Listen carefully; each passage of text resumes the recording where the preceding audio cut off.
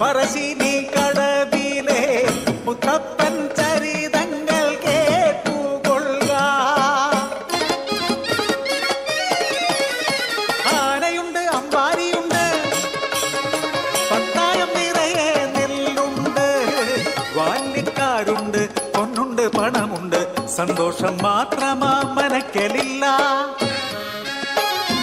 ഉണ്ണി പിറക്കാത്ത ദുഃഖത്തിൽ കഴിയുന്നു ശിവഭക്തരാം തമ്പ്രാനും തമ്പ്രാട്ടിയും.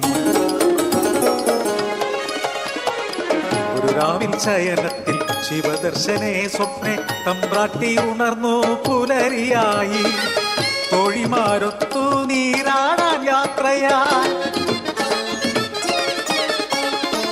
ആ പൊൻപുലരിയിൽ കുളിക്കടവിൽ തേജസാൽ ജ്വലിക്കും ഒരു പൈതൽ ശിവദേവൻ നൽകിയ നിധിയല്ലയോ. മനക്കലോ സന്തോഷം അലതല്ലി.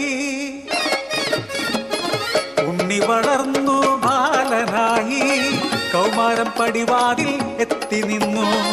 മാറുന്നു ഭാവങ്ങൾ, രീതികൾ, ഉണ്ണിക്കു കൂട്ടുകാരടിയാളന്മാർ. കടവിനക്കരെ പറച്ചിയൂരിൽ അടിയാള പിള്ളേർ കൂട്ടുകൂടി.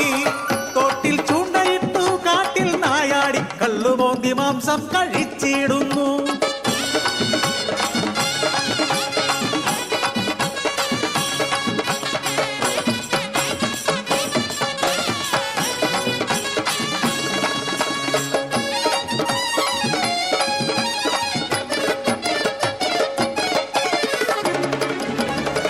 എന്റെ പരദേവതേ, ഇല്ലം മുടിച്ചിടുമല്ലോ.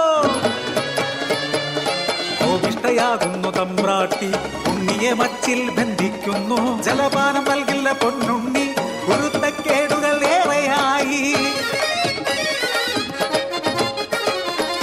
അല്പം കഴിഞ്ഞപ്പോൾ അമ്മ തൻ മാനസം സ്നേഹമായി, പിന്നെ വാത്സല്യമായി. മനക്കലെ മച്ചിന്മേൽ എത്തിയ അമ്മ അറപ്പുരവാതിൽ തുറന്നു നോക്കി. ആകെ സ്തംഭിച്ചു തമ്പ്രാട്ടി.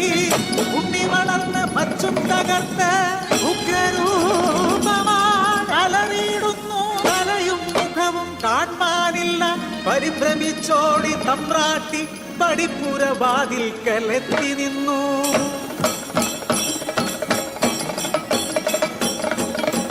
മനക്കരെ മച്ചും തകർത്തുണ്ണി പെരും ദൈവമായി മാറി. മനക്കു മുകളില തലയിൽ ജ്വലിക്കും രണ്ടഗ്നിഗോളം.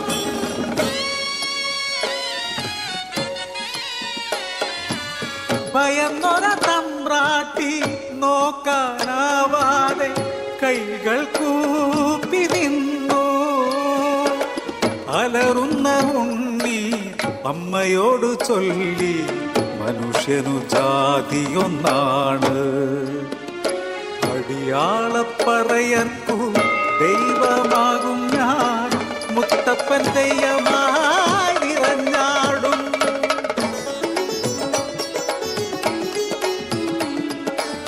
ദൈവമായാലും അമ്മയ്ക്കു നീ ഉണ്ണി, ഈ അഗ്നിഗോളത്താൽ ഉണ്ണി നിൻ മുഖം ഒന്നു കാണാനില്ല. കണ്ണുകൾ മൂടി മുത്തപ്പനായി നീ ദർശനം നൽകൂ പറശ്ശിനി കടവിൽ. അന്നു തൊട്ടിന്നോളം പറശ്ശിനി കടവിൽ അനുഗ്രഹിച്ചിടുന്നു മുത്തപ്പൻ ദൈവം. ദുരിതങ്ങൾ നീക്കി സൗഖ്യം നൽകി അനുഗ്രഹിച്ചിടുന്നു.